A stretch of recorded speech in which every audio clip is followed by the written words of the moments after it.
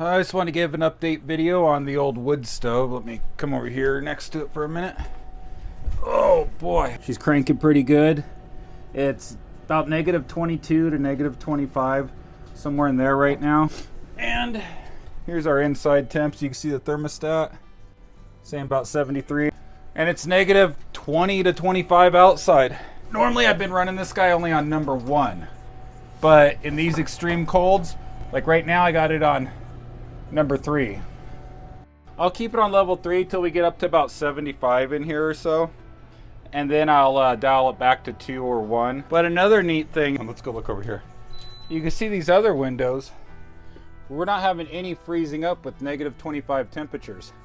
And I'm not even using the Reflectix stuff on the windows like last time, but they're not freezing up. And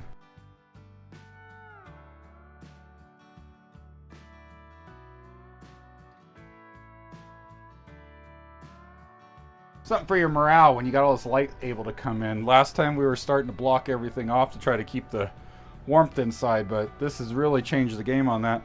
And it's drier in here, not nearly as moist. Like you can see here, it says that the indoor is only 19% humidity.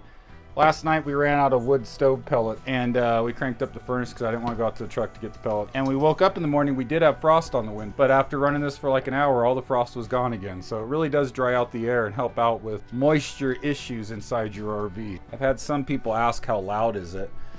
It's hard to give you a true representation on mics. Like it's on level 3 and I'm 10 feet away and you hear it, but it's not even a bad sound. It's not bad at all. What made the biggest difference, and I got a video I'll put up here, was putting the air intake on so it sucks the air from outside into the combustion chamber and blows it back out the exhaust. When I put that air inlet on there, it quieted it down probably 100%. So big difference, but you won't have no issues with this thing making noise. It's much quieter than the furnace on the RV. And on level 1, hardly even hear it from 10 feet away. So just a quick recap. Overall, the wood stove, it's not for everybody. If you're just, you know, if it just gets cold a couple times a year, not an issue. If you're in a northern climate, man, this is a game changer. It makes living up here so much more tolerable.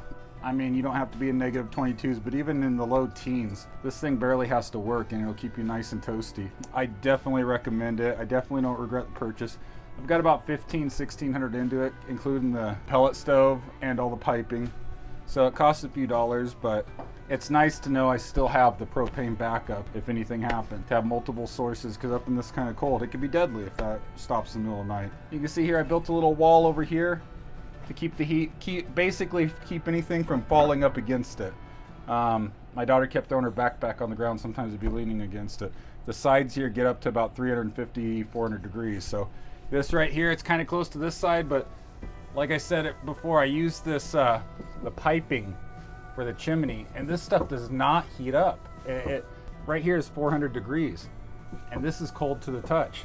So I don't know how I stumbled onto it, but it seems to be working great. All right, just a little afternoon update. It's warmed up to -8 outside. I've been running this. I turned this down to 1 because it's been getting warm in here. I'll show you a little screenshot temperature outside, but you can see right here that we're 84 degrees inside the house now.